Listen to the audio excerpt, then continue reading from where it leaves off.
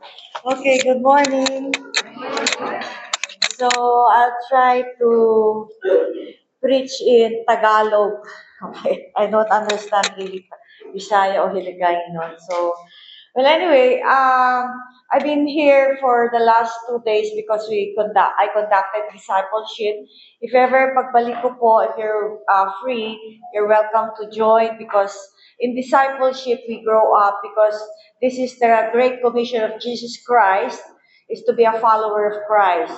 So now, ito po yung ituturo ko, the practical sins we commit every day.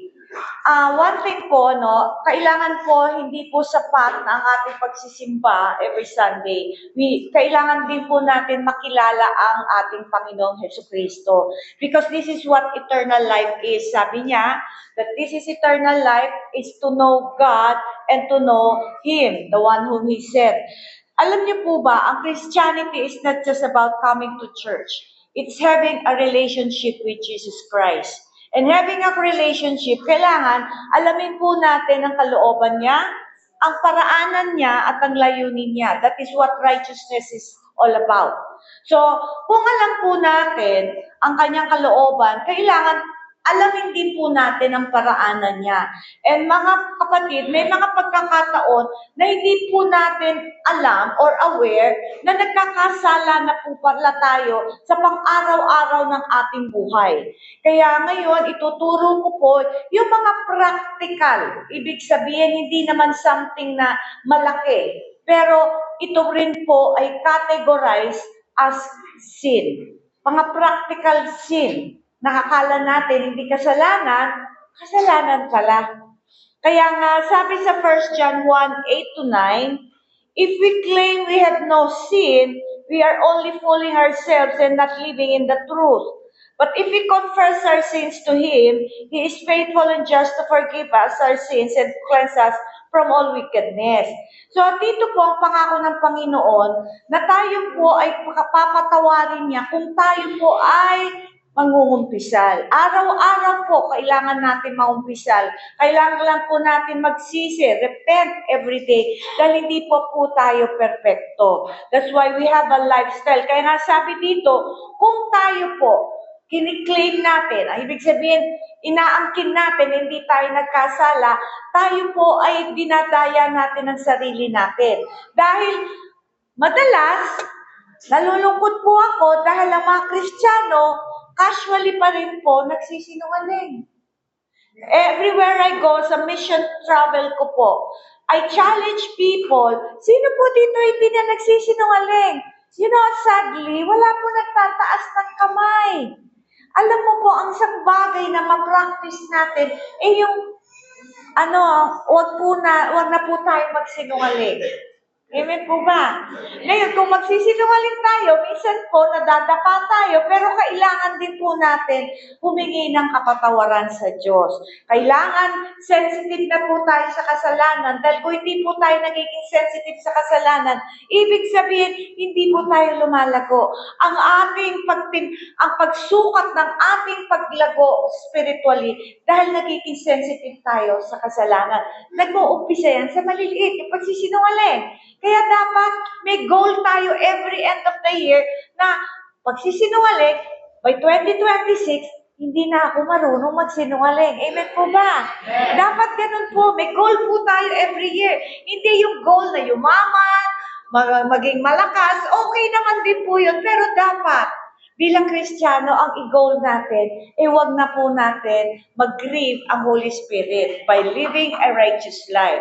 So, tapat naman po ang Diyos pagpatawad kung hihingi tayo ng tawad. Ang tanong, humihingi po ba tayo ng tawad o hindi po tayo aware na nagkakasala na tayo?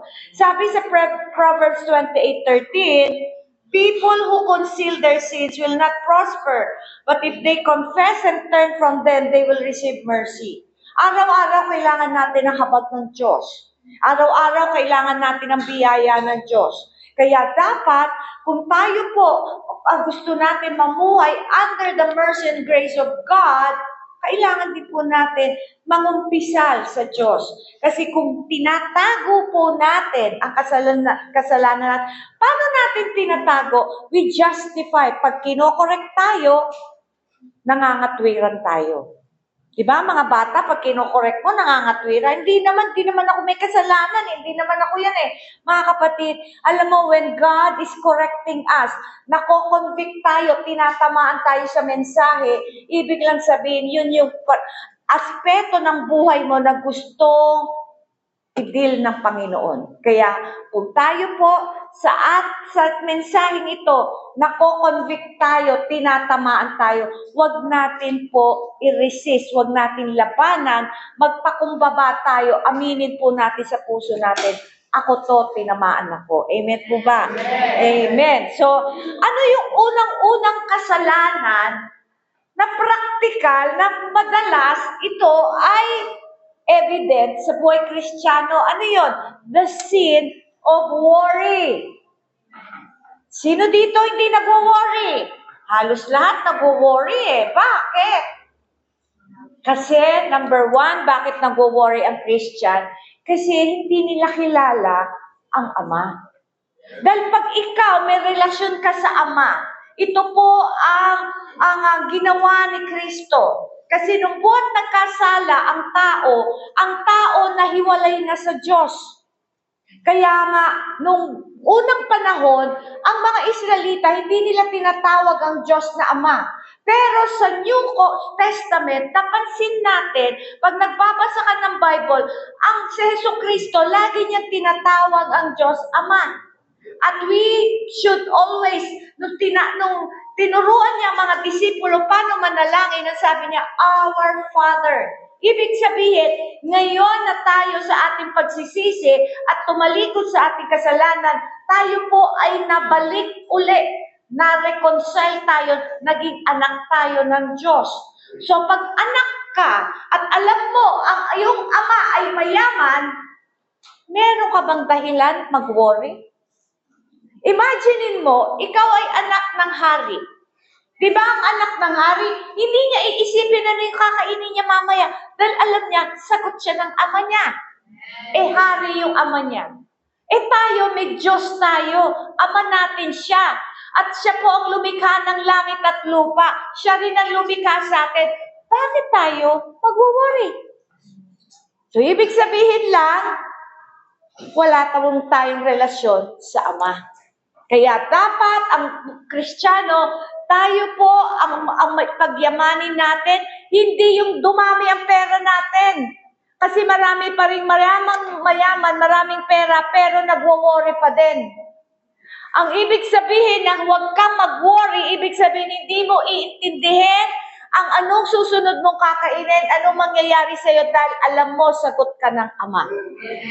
Dapat meron po tayong ganitong klaseng pag-iisip, paniniwala na sagot ako ng tatay ko dahil ang tatay ko mayaman. Amen.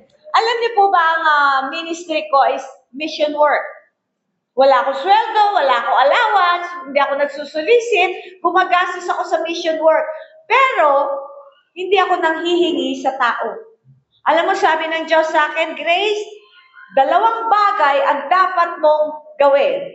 Huwag na huwag kang humingi ng pera sa tao at huwag na huwag ka magsabi ng pangangailangan mo sa tao. Bas, maraming Kristiyano, mahirap yun. Dahil ang mga tao, mahilig magparinig. Tama? Pero, sabi ko, Lord, sige, magtitiwala ako sa iyo. Alam mo mga kapatid, never ako binigo ng Diyos. One time, sabi ko na to many times, nung nagkasakit po ako 2020, halos namatay po ako, ang bill ko po sa hospital, 96,000. Wala akong sinabihan, dahil nung pumasok po ako sa hospital, wala akong kapera-pera, dahil na-build po namin yung Davao Church. So, I finance it. At the height of the pandemic, nagtayo po kami ng church. And then, nagkasakit ako, na-hospital ako. Alam niyo po ba, nung nakita ko yung bill ko, 96,000. Sabi ko, Lord, inalaw mo to, sagot mo ko. Ganun ako ka-confident na anuman ang nangyayari sa akin, anuman ang pangangailangan ko, hindi ako nagwo-worry dahil may tatay ako. May ama ako. Kayo po, kaninong anak kayo? Hoy, tahimik ka. Baka wala po tayong relasyon sa ama natin, kaya nagwo-worry tayo. Ha? Alam niyo po ba, may mapagkakataon, bago ako umalis sa Manila, usually marami pong nagpapasok sa bank account ko for my mission expenses. Pero dumating sa point in my life, na paalis na ako bukas, kailangan ko ng 50 mil, wala pa. So sabi ko, Lord, itutuloy ko pa ba to? Sabi niya, ituloy mo. Nung pagtuloy ko, sabi ko, ang laki ng babayaran ko sa function hall, sa food, sa hotel. So sabi ko, Lord, sagot mo ko. Alam niyo po ba, kumain pa kami sa airport, ang laki ng gastos ko. Kumain pa kami sa mall, ang laki rin ng gastos ko. Halos naubos na yung cash ko. Sabi ko, ang laki pa ng babayaran ko. Pero alam mo, hindi ako nag-worry. Natulog ako. Ibig sabihin, panatag ako. Alam mo, pagkising ko, meron nag-deposit sa account ko. Pang-gastos sa lahat ng mission ko. Mga kapatid, pag ikaw ay totoong nagtitiwala at hindi ka nagwa-worry, doon kumikilos ang Diyos. Kaya kailangan, ang dapat lang natin alamin, sino ba ang hari ng buhay natin? Kaya sabi dito sa verse 24, no one can serve two masters, for you will hate one and love the other. You will be devoted to one and despise the other. You cannot serve God and be enslaved to money. Sa ibang version, sabi doon, you cannot serve God and mammon. Jesus Christ hindi niya pinresent sa tao ang choices between God and Satan. Palaging God and mammon. Bakit? Kasi madalas, ang totoong Diyos ng tao, kahit Kristiyano, ay pera. Bakit mo masasabi? Pag ikaw, kumukonti ang pera mo, nagwo-worry ka na. Ibig sabihin, ang pera, ang Diyos mo. Dahil pag ang Diyos mo ay ang ating Ama, kahit naubos na yan, hindi ka magwo-worry. Tumatahimik yung volume ng amen, umihina. Okay. So, ibig sabihin, pag tayo po, ang faith natin, naka-anchor sa pera, pag yan nabawasan, nagwo-worry. At minsan, pag ang pera naubos, mainit ang ulo. So, ibig sabihin, ang puso nakaangkla sa pera. So, sabi ng Diyos, sabi ni Kristo, hindi mo pwedeng pagsilbihan ng Diyos at ang pera. Kaya madalas, akala natin, si Lord ang ating Diyos, pero pag titignan mo ang pag-uugali patungkol sa pera, ang hirap bumitaw, ang hirap tumulog na merong masayang puso dahil natatakot makabawas ng pera. When you are worried, ano yung kakainin mo mamaya o bukas, ibig sabihin, ikaw po ay palaging nag-iisip patungkol sa pera. Minsan nga, next week pa pangangailangan, iniisip mo na ngayon. Maraming ganyan. So, dapat po, i-exercise natin na kahit nauubos ang pera, kahit nawawala ka ng trabaho, nawawalan ka ng negosyo, masaya ka pa rin dahil alam mo, ang pera, hindi yan ang magdidikta ng buhay mo, kundi ang Diyos mo. Amen po ba? Dapat ganun po ang ating attitude. Kaya pag, alam mo po ba ang mundo, napapansin mo, pahirap ng pahirap po ang mundo dahil darating ang time, ang currency, magkakaroon ng one world currency, yung currency natin mababaliwala. Paano kung hindi ka sanay mamuhay ng may pananampalataya? Maraming magkakaroon ng anxiety, magkakasakit dahil sa kakaisip. Ngayon pa lang, i-exercise nyo na yung faith nyo para pag dumating ang talagang taghirap, nakatindig ang totoong Kristiyano dahil siya'y nakatindig sa bato, hindi sa buhangin. Dahil pinibay niya ang kanyang buhay sa pagtitiwala sa Diyos. Kaya Mga kapatid, exercise your faith now. Wala na pong panahon kung sasabihin mo, saan na? Wala na pong panahon. This is the time to exercise your faith by not worrying. Kaya sabi dyan, ang number one sin ng Kristiyano, worry. Kung ayaw mong mahiwalay dahil ang kasalanan ay nakakaiwalay sa Diyos, kung ayaw mong mahiwalay sa Diyos at palagi mong gustong mamuhay sa presensya niya, huwag kang mag-worry. Pwede po ba yun? Amen. So, sa Proverbs 4:20-22, sabi dyan, my child, pay attention to what I say. Listen carefully to my words. Don't lose sight of them. Let them penetrate deep in your heart, for they bring life to those who find them and healing to their whole body. Mga kapatid, ang importante lang, kaya po tayo lalaki sa ating pananampalataya dahil pag tayo po ay nagbabasa ng Biblia. Alam mo mga kapatid, hindi mo pwedeng sabihin na Kristiyano ka kung wala kang ganang magnalangin, wala kang ganang magbasa. Ang totoong anak ng Diyos, meron po silang inspirasyon, gusto lagi nilang magbasa, gusto nila palaging manalangin. Dahil sa panalangin, kinakatagpo tayo ng Diyos. At ako po, ang sikreto ng buhay ko, pag every time meron po akong na-encounter na problem, ang takbuhan ko po ang Bible. Kukuha ako agad ng pangako dahil ang pangako ng Diyos, panghahawakan ko at ang salita ng Diyos, hindi po tayo bibiguin. Kaya marami po sa atin, hindi matibay ang pananampalataya dahil walang hinahawakan na pangako sa Diyos. The key to a very successful and worry-free life is have a promises of God. Mga pangako ng Diyos, kumuha tayo sa kanyang salita at panghawakan natin, hindi po tayo bibiguin. Then, sabi dyan, Philippians 4:68, don't worry about anything, instead pray about everything. Tell God what you need and thank Him for all He has done.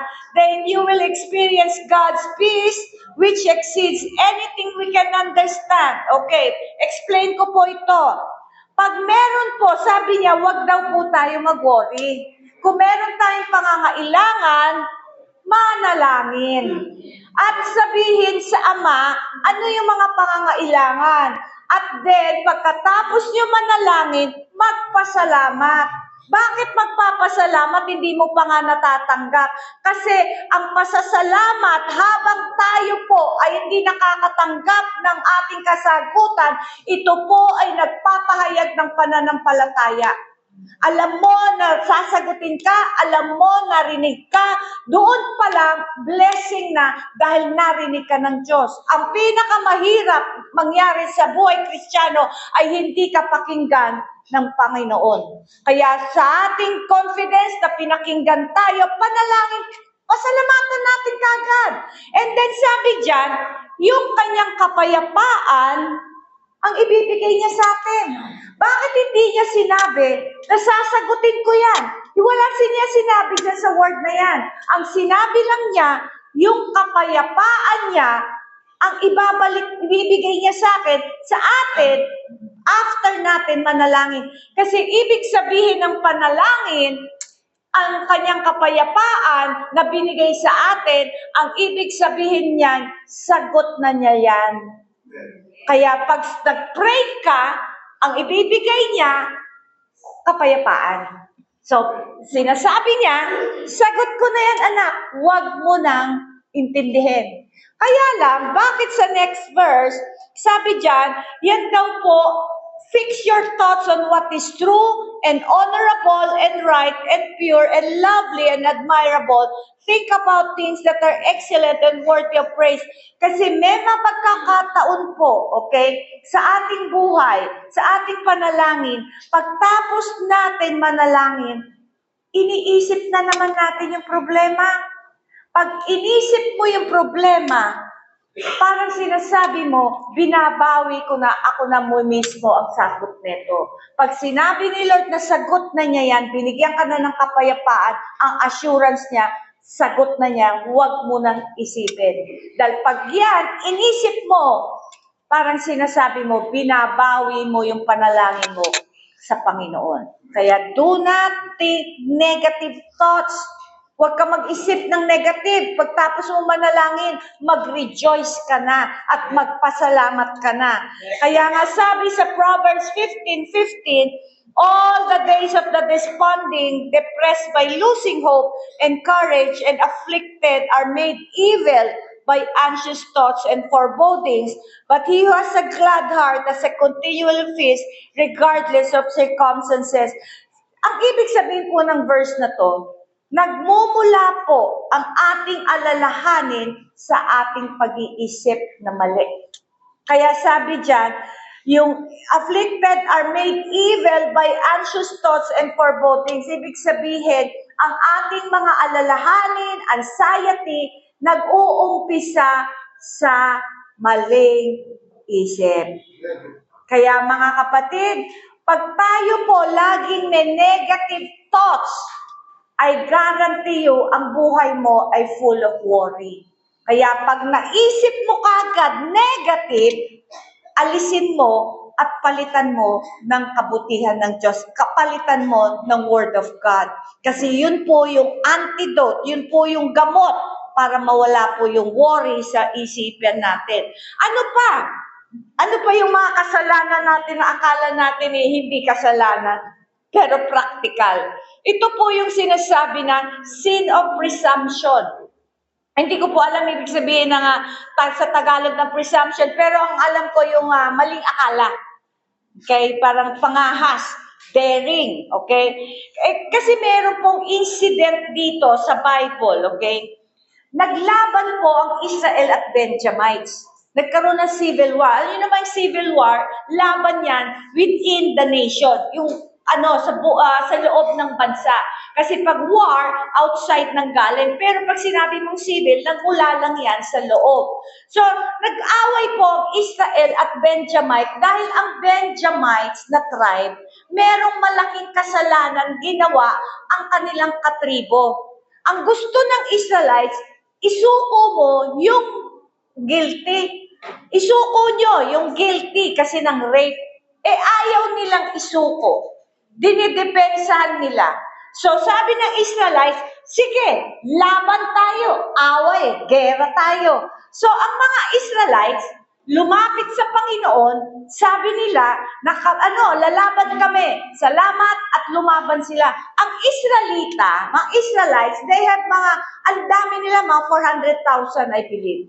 And then, ang mga Benjamites, meron lang 26,000, samantala, ang Israel may 400,000. So kung tutuusin, talo Benjamites, tama? Kasi 400,000 ang Israel, tapos ang Benjamites 26,000 lang. Pero sa laban na yon, in spite na nanalangin ang mga Israelita, natalo ang Israelita. So bakit? Siyempre, bakit? So, lumapit sila uli sa Diyos, umiyak sila, tapos nakipaglaban ulit sila. Natalo sila ulit. Bakit?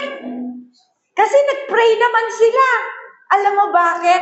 Kasi nung una, kaya sila lumapit sa Diyos, gusto lang nila ng approval, gusto lang nila na, Lord, gagawin namin to. Pero hindi naman, lumapit sila sa Diyos, made up na yung mind nila, para bang meron kang plano, Lord, i-bless mo tong plano ko. Pero bakit pumapalpak? Hindi ka nagtanong kung plano ba ng Diyos yan eh. Ikaw lang yan eh. Kaya madalas, bago tayo lumapit sa Diyos, meron na tayong kasiguruhan, made up mind na. Dapat po, pag lumalapit tayo sa Diyos, ipe-present lang natin ang plano natin, pero yung plano pa rin niya ang dapat manaig. Kaya itong mga Israelita na ito, nung pumalpak, lumapit uli sila sa Diyos, umiyak. Pero natalo sila. Bakit? Dahil yung talo nila, hindi sila nagtanong, bakit kami natalo? Merong pagkakataon tayo mga Kristiyano, lahat na ng plano natin, kung ano man yung ating sa buhay, everything is falling apart, para bang nakikita mo, wala lahat pumapalpak, Pero hindi tayo nagtatanong sa Diyos, pero patuloy tayong lumalapit, pinipilit natin i-bless niya yung ating plano. Dapat, pag tayo po nakakaranas ng talo at even yung mga kapalpakan sa buhay, huwag po natin ipilit yung gusto natin. Magtanong tayo, Lord, bakit ako may talo? Bakit pumapalpak?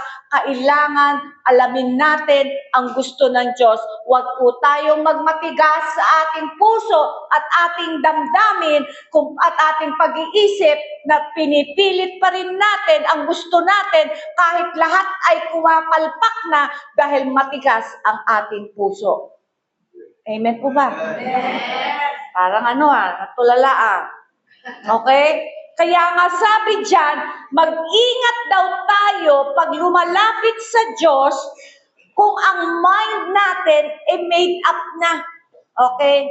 Kaya nga, minsan, hinahaya niya, sige, gawin mo yan, kung gusto mo yan, ang kalalabasan, lost, talo. Kaya nga, makita natin, sabi diyan, makita natin si Peter, sa Matthew 14:28-29. And Peter answered him and said, Lord, if it's you, command me to come to you on the water. Sabi ng Panginoon, come. So si Peter, hindi siya nangahas, nag-dare. Lumakad sa ilalim ng tubig, maliban na lang narinig niya si Kristo.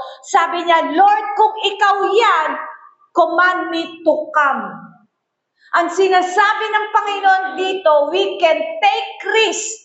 We can really live by faith pag alam natin na ang Diyos ang nagsabi. Kasi meron pong mga ugali ang mga Kristiyano.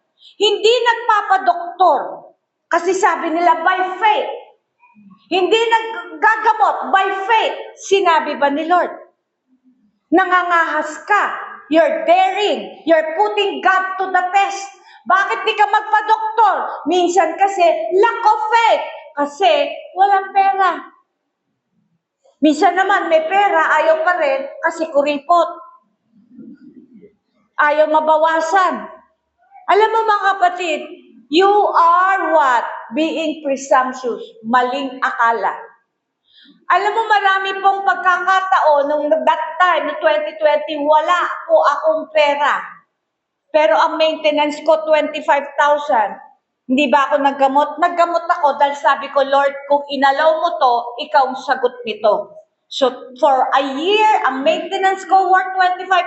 Second year, naging 15. So, ngayon, 6,000 na lang. Makita mo, when it is God's will for you to go through that, dahil para ma-enlarge yung faith mo, huwag kang mangahas na pabayaan mo ang iyong kalusugan dahil maling pananampalataya. Wala kang hahawakan na pangako sa Panginoon. Kung hindi naman nagmula sa Panginoon, yan sabi mo, bahala si Lord by faith. Mali po yung faith na yun. Vague yun. Malabo yun. Anong pinanghahawakan mo? Alam mo mga kapatid, the only way, totoo ang faith dahil may pinanghawakan ka na salita sa Diyos. Kaya sabi ni Peter, Lord, if it's you, bid me to come. Doon lang siya nakalakad sa ibabaw ng tubig. Ibig sabihin, we can do the impossible pag alam natin may salita ang Diyos na nakalakip sa pinaugagawa niya sa atin. Pero kung wala, delikado tayo. Kaya nga sabi dyan sa Psalm 19:13, keep back your servant also from presumptuous sins. Let them not have dominion over me. Then I shall be blameless and I shall be innocent of great transgression. Ibig sabihin, ang pagiging maling akala ay malaking kasalanan sa Diyos. Kaya make sure, gawin mo yung tama sa harapan ng Diyos at sagot ka niya. Huwag kang mangahas na sasabihin mo by faith. Katulad nung minsan, meron po akong friend from Manila, sabi niya, Pastora, I will join you sa mission mo. Okay, pero sagot mo yung ticket mo. Sabi niya, by faith. Hindi siya nakasama. Bakit? Hindi naman kalooban ni Lord eh. So mga kapatid, hindi tayo pwede mag-declare ng by faith, pero wala namang sinabi ang Diyos. That is presumptuous. Now, Ano yung isa pang kasalanan na madalas na tayo ay guilty? The sin of double-mindedness. Sabi sa James 1:5-8, if any of you lacks wisdom, let him ask of God, who gives all liberally and without reproach, and it will be given to him. But let him ask in faith, with no doubting, for he who doubts is like a wave of the sea driven, tossed by the wind. For let not that man suppose that he will receive anything from the Lord. He is a double-minded man, unstable in his ways. Mga kapatid, ano ibig sabihin ng double-minded? Minsan, ang double-mindedness, nagpe-pray ka. Lord, kailangan ko po ng pambayad ng ganito, ng ganyan, ng ganyan. Pero back of your mind, may pera kaya si kumare kasi mangungutang ka. Eh bakit na nananalangin ka, mangungutang ka lang din pala? So that is double-mindedness. Pag ikaw, sabi ng Panginoon, yan ay kasalanan sa Kanya. Especially tayo mga Kristiyano, oy punta ka, yes, pero back of your mind, hindi ka naman pupunta. Double-minded yun. Let your yes be yes, let your no be no. Huwag po tayong magsinungaling, sasabihin natin ng yes, pero in your heart, wala kang balak. That is lack of integrity. And lack of integrity involves double-mindedness. Wala kang stability. Minsan gusto mo to, minsan gusto mo yan. Wala kang stability. You need focus. When you want to be blessed and prosperous in your life, have integrity in your life. Let your yes be yes, no and no. Bakit takot tayo maging totoo? Be sincere and God will move on your behalf. Huwag po tayong pabago-bago ng isip. Mahirap po yun. Sasabihin natin, ay gusto ko to, ay may gusto ko to. Marami kang gusto, pero wala ka namang nai-achieve. Yung sinasabi nilang jack of all trades, pero what? Wala din doon. He is a major in none. So, wag po tayo. Have focus in your life. Meron kang goal, wag po tayo. Pag ang taong walang goal, kalat ang utak. Kaya have a goal. Anong gusto nyo sa buhay nyo? Let God help you. Dahil Mary will do it by faith. Sabi sa James 4:7-8, therefore submit to God. Resist the devil and he will flee from you. Draw near to God and He will draw near to you. Cleanse your hands, you sinners, and purify your hearts, you double-minded. Bakit? Sa harap ng Diyos, ang being double-minded ay, tawag nito, kasalanan. Yan, kaya maraming mga marriages failing dahil because of wala pong stability sa heart. No absolute in their life. You need to have absolute in your life. Kailangan matuto kayo na ma-establish sa isang bagay or else wala po kayong pupuntahan. Kaya nga, ang danger to many options left to you, we must to get a place where commit to God that there are no options. Yung commitment din natin sa pagsisimba, commitment din natin sa ministry. Minsan hindi natin mabigay ang 100% sa Panginoon dahil minsan maglilingkod ka lang, minsan magsisimba ka lang in your convenience.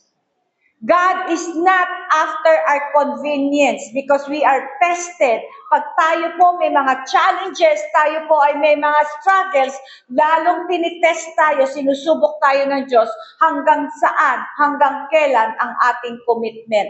Kaya makikita mo ang taong may totoong commitment, kahit bagyo, ulan, maraming problema, doon pa rin siya, committed pa rin siya sa kanyang promises. Lalo na yung mga magulang. Mahilig po tayo sa mga anak natin para lang manahimik. Mamaya ibibili kita ng Jollibee, pero wala namang balak ibili ng Jollibee para lang manahimik. Mga kapatid, our children adapt our attitude and behavior in life. Kaya pag nakikita niya, totoo ang nanay niya at tatay niya, he will be truthful paglaki niya. Kaya be an example, good example in your homes. Kaya the reason many Christians are not experiencing victory because their hearts are not fixed. Hindi fixed ang puso natin. God is after a real commitment. You know what it means to be faithful, maging tapat? Gusto niya tayo ay fixed, committed sa Kanya. Ang number one na commitment na gusto ng Diyos, yung ating pagsunod at ating pananampalataya sa Kanya. Kaya yun po ang mahalaga. Kaya nga, ano pa? Kasalanan. The sin of complaining. Maraming ganyan eh. Kunyari, marami kang pangangailangan. Natanggap mo, kalahati. Reklamo agad. Ay, kulang. Sabi sa Psalms 106:13 to 15, but they hastily forgot His words. They did not earnestly wait for His plans to develop regarding them, but lasted exceedingly in the wilderness and tempted and tried to restrain God with their insistent desires in the desert. Mga kapatid, madalas po dito tayo nasusubok pag tayo po ay nakakaranas ng kabiguan. Pag ikaw nabibigo sa buhay mo, anong unang-una lumalabas sa bibig? Complain. Minsan, ang laki-laki ng babayaran mo, ang kita mo, kalahati lang. Ano sasabihin ng maraming tao? Ay, ang hirap ng buhay. Alam mo po ba, meron tayong universal law? God has a universal law. What is the universal law? According to your faith, it shall be done to you.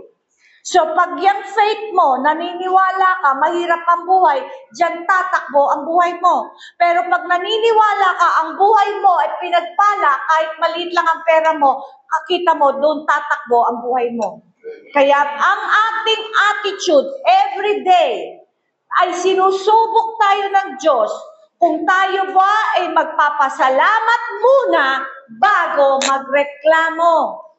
Lagi na lang tayo nagre-reklamo sa asawa, sa anak, sa weather. Pag mainit, ang init. Pag umulan, ang lakas ng ulan. Lahat na lang may reklamo. Walang contentment. Napapansin ko yan eh. Ayan, ang init-init naman. Pero pag lumakas ang ulan, ano ba yan? Ang lakas ng ulan. Ano ba? Gusto nyo? Maraming mga Pilipino, ang init sa Pilipinas, nung napunta ng na ibang bansa, ang lamig pala dito, ayoko dito. Saan ka? Mga kapatid, di ba minsan sasabihin mo, alam mo, makakain lang ako ng masarap, masaya na ako. Aba, nung binigyan ng tuyo, ay tuyo lang? Kasi ganyan ako, nung tinawag ako ng Diyos, kasi marangya yung buhay ko, inalis ni Lord lahat. Unang-una, nung nag-birthday ako, unang-una, walang-wala talaga kami, nakita ko ang pinakakaya ko lang lutuin, munggo. Hindi ako makain ng munggo dati. So sabi ko, Lord, munggo. Nagreklamo ulit ako. Alam mo sabi, nirebuke ako ng anak ko. Alam mo sabi niya, Ma, laman tiyan din yan. Aba, nung kumain ako, sabi ko, ay, may masarap pala munggo, no? Naging favorite ko that time. So, makita mo mga kapatid, bago tayo magreklamo, subukan muna natin. Amen po ba? Amen. Kaya, tigilan natin ang reklamo, ha? Umulan, uminit, magpasalamat dahil buhay pa tayo. Amen. Huwag tayo nagreklamo. Amen po ba? Kasalanan po yan eh. Sa Diyos pag nagre-reklamo. Bago po magreklamo, Amen. Magpasalamat. Hindi yung puro na lang reklamo. Okay? Kaya nga, nakita natin na ayaw ng Diyos, maingat tayo gumamit ng ating bibig. Kung ikaw magsasalita ka ng negative, manahimik ka na lang. Amen po ba? Amen. Then, ang pinakahuli na kasalanan ay yung kasalanan ng tamad. The sin of laziness. Yan po ang mahirap ngayon dahil marami pong tamad. Tamad manalangin. Tamad magsimba. Tamad magbasa ng Bible. Tamad maglingkod. Tamad magwalis. Tamad maghugas ng plato. Tamad pero active sa church. Mga kabataan, tamad na tamad, utusan ng mga magulang sa bahay, pero sa church, ang sipag-sipag. Ang unang-una, pag ako po may mga kabataan na gusto mag-serve, ang unang-unang test, maglinis ka ng banyo. Yan, pag hindi ang mga kabataan, hindi mo matutusan sa bahay, hindi mo maaasahan yan. Mga kapatid, let us deliver ourselves from laziness. Then, mga kapatid, ilang taon na kayo nakaupo dyan? Nagsisimba. Do not be a container, be a channel. Kailangan sa isang linggo, ito, challenge ko sa isang simbahan huwag ka lang upo ng upo dyan, kailangan sa isang linggo, masipag ka mag-share ng gospel. Kahit sa isang tao lang. Minsan, kung kailangan mong ilibre pagkape, mag-invest ka. Kasi this is what I challenge the people around me. Kung gusto mo, may harvest ka, hindi kailangan madami, mag-umpisa ka sa isang buhay. Pumunta ka ng kilala mo na gusto mong share ng gospel, hindi mo mayaya dahil syempre ang tao, hindi mo mayayaya yan, kulang kainan. So, kailangan, ilibre mo. Mag-invest ka. Sabihin mo, lika kain tayo kahit kape lang. Tapos mag-share ka. Makikita mo, aba, ang galing. Mga kapatid, kaya lang tayo tamad Laging nakikita na lang natin, konti lang pera ko Alam mo mga kapatid, kung lagi mo nakikita ang kakulangan mo, bulag ka sa reality ng buhay. Kung lagi ka nakatingin sa sarili mo, nakakalimutan mo yung ginawa ng Diyos sa'yo. Kaya nga, I challenge you, kung matagal ka ng Kristiyano, hindi ka pa naglilingkod, paano ka tatayo isang araw sa Panginoon? Anong sasabihin mo, Lord, wala pala akong nagawa sa buhay ko? Saan ka kaya dadalhin doon? Saan kaya itatapon mo? Kaya minsan merong isang tao, ang yaman-yaman niya.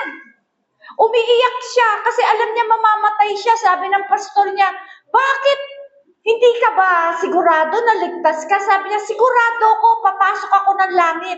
Ba't ka umiiyak? Kasi haharap ako sa Diyos na lumikha sa akin, wala akong nagawa sa buhay ko para sa kanyang pangalan. Mga kapatid, hindi po natin gustong tumayo sa harapan ni Jesucristo sa oras ng ating paghuhusga dahil kung wala po tayong mapepresent sa Kanya dahil sa katamaran natin. Marami sa atin, nilibing na lang ang mga gift, mga potential nyo, mga talent nyo, nililibing nyo dahil tamad po tayong maglingkod sa Diyos. Mga kapatid, huwag po tayong manahimik at huwag din tayong manatiling nakaupo sa ating simbahan. Kaya minsan ang mga churchgoers, merong favorite seat yan Makikita mo, ay favorite seat ko yun, akin yan. Pero paglabas, may nangyari po ba? Mga kapatid, huwag po tayong tamad sa ating testimony. Hindi ibig sabihin na pag nag-share ka, mag-church na kagad yan. Pero magsipag ka sa isang buwan, mag-aim ka man lang ng isang tao na maliligtas. At pag yan naligtas, yan po ang reward mo nandoon sa langit. Minsan merong isang vision Nakita niya yung bahay ng kanyang ama na pastor. Ang ganda-ganda.